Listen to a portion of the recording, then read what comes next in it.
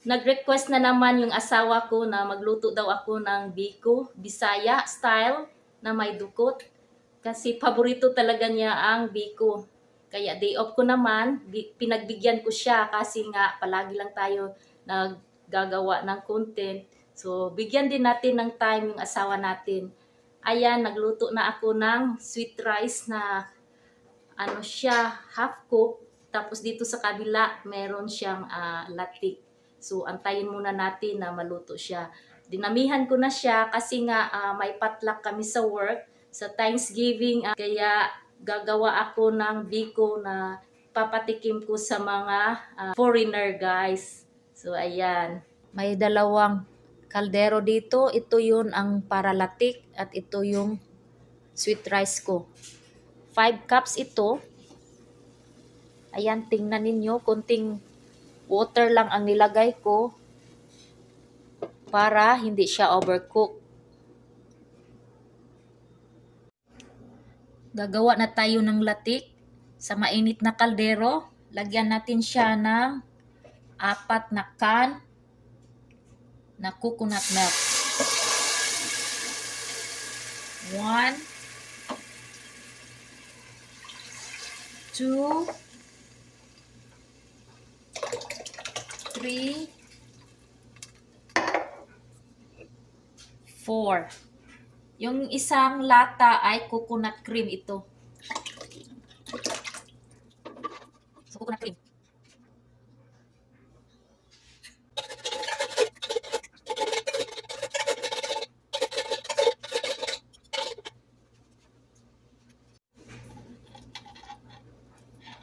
Hinahaluan ko siya ng kunting tubig. Kunting tubig lang. Mga ganito kadami. From here to here.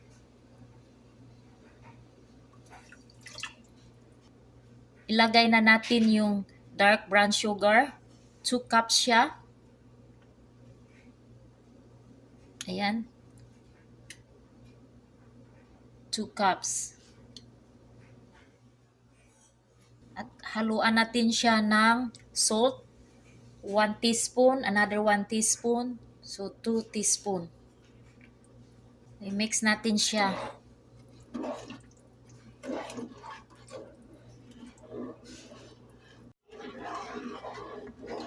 Halo natin siya ng mabuti.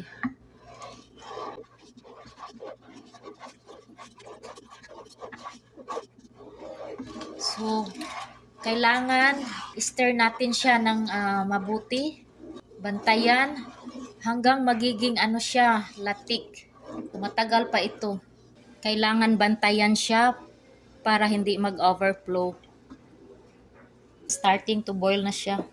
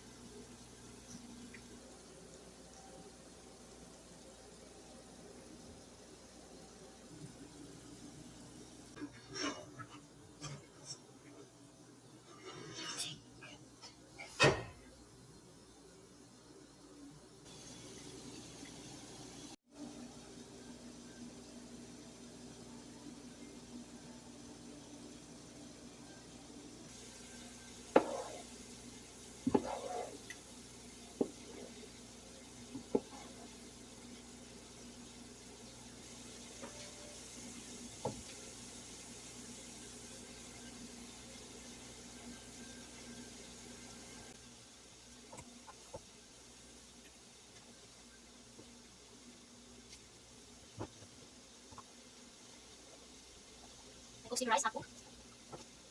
With some dokot.